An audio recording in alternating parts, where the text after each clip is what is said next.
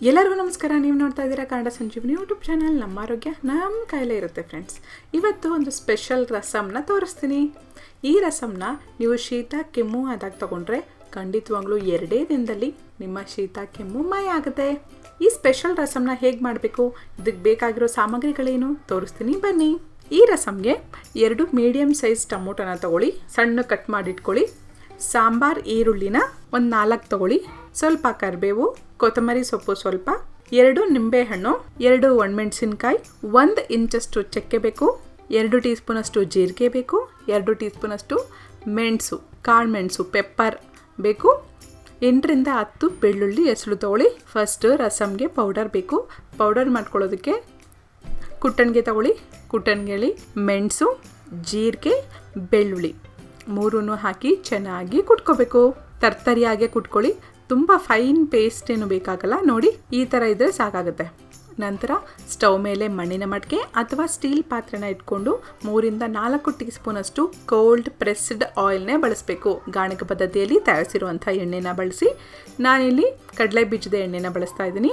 ಎಣ್ಣೆ ಬಿಸಿ ಆದಮೇಲೆ ಸಾಂಬಾರು ಈರುಳ್ಳಿನ ಫಸ್ಟ್ ಹಾಕ್ಕೊಂಡು ಚೆನ್ನಾಗಿ ಫ್ರೈ ಮಾಡ್ಕೊಳ್ಳಿ. ನಂತರ 2 ಮೀಡಿಯಮ್ ಸೈಜ್ ಟೊಮೊಟೊನ ಹಾಕ್ಕೊಂಡು ಚೆನ್ನಾಗಿ ಫ್ರೈ ಮಾಡ್ಕೊಳ್ಳಿ. 2 ಒಣಮೆಣಸಿನ್ಕಾಯಿ, ನೀವು ಹಸಿ ಮೆಣಸಿನ್ಕಾಯಿನಾದರೂ ಹಾಕ್ಕೋಬೋದು. ನಾನು ಇಲ್ಲಿ ಒಣಮೆಣಸಿನ್ಕಾಯಿ ಹಾಕ್ಕೊಂಡಿದ್ದೀನಿ. ನಂತರ 2 ಗ್ಲಾಸಷ್ಟು ನೀರನ್ನ ಹಾಕ್ಕೊಂಡಿದ್ದೀನಿ.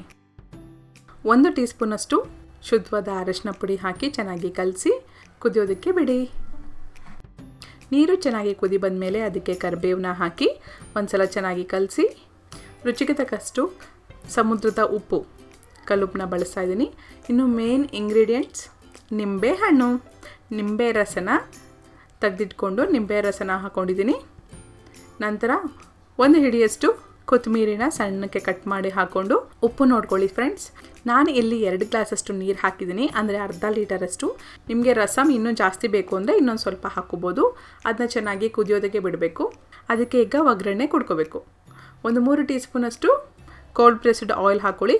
ಎಣ್ಣೆ ಬಿಸಿ ಆದಮೇಲೆ 1 ಟೀ ಸ್ಪೂನಷ್ಟು ಸಾಸಿವೆ, 1 ಟೀ ಸ್ಪೂನಷ್ಟು ಜೀರಿಗೆ, ಚಕ್ಕೆ ಹಾಕಬೇಕು. ಚಕ್ಕೆ ಇದರಲ್ಲಿ ಮೇನ್ ಇಂಗ್ರೀಡಿಯೆಂಟ್. ಕರಿಬೇವನ್ನೂ ಹಾಕ್ಕೊಂಡಿದ್ದೀನಿ. ಒಗ್ಗರಣೆನ ರಸಮ್ಗೆ ಹಾಕಿ ಚೆನ್ನಾಗಿ ಕಲಸಿ.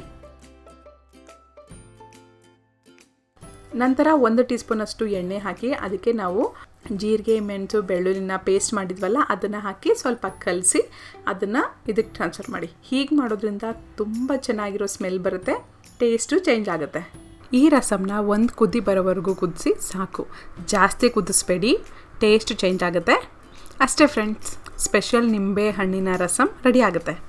ಮೆಣಸಿನ ಸಾರು ಮಾಡ್ತಿರಲ್ವಾ, ಅದೇ ರೀತಿ ನಿಂಬೆ ಹಣ್ಣಿನ ರಸಮ್, ನಿಂಬೆ ಹಣ್ಣಿನ ಸಾರು ಅಂತಲೂ ಹೇಳ್ಬೋದು. ಈ ನಿಂಬೆ ಹಣ್ಣಿನ ಸಾರನ್ನ ನೀವು ಶೀತ ಕೆಮ್ಮು ಆದಾಗ ನೀವು ತಗೊಳ್ಳಿ, ನಿಮ್ಮ ಮಕ್ಕಳಿಗೂ ಕೊಡಿಸಿ. ಅನ್ನಕ್ಕೆ ಮಾತ್ರ ಸೂಪರಾಗಿರುತ್ತೆ. ಸ್ಪೆಷಲ್ ನಿಂಬೆ ಹಣ್ಣಿನ ರಸಮ್ ಆರೋಗ್ಯಕ್ಕೂ ಒಳ್ಳೆಯದು, ಟೇಸ್ಟ್ ಮಾತ್ರ ಸೂಪರಾಗಿರುತ್ತೆ. ಒಂದು ಸಲ ಟ್ರೈ ಮಾಡಿ ನೋಡಿ, ನನಗೆ ಕಮೆಂಟ್ ಮಾಡಿ. ನಿಮಗೆ ಈ ವಿಡಿಯೋ ಇಷ್ಟ ಆದರೆ ಪ್ಲೀಸ್ ಒಂದು ಸಲ ಲೈಕ್ ಮಾಡಿ, ಶೇರ್ ಮಾಡಿ. ನಮ್ಮ ಚಾನಲ್ನ ಯಾರಾದರೂ ಫಸ್ಟ್ ಟೈಮ್ ನೋಡ್ತಾ ಇದ್ದರೆ ಪ್ಲೀಸ್ ಸಬ್ಸ್ಕ್ರೈಬ್ ಮಾಡ್ಕೊಳ್ಳಿ. Thank you.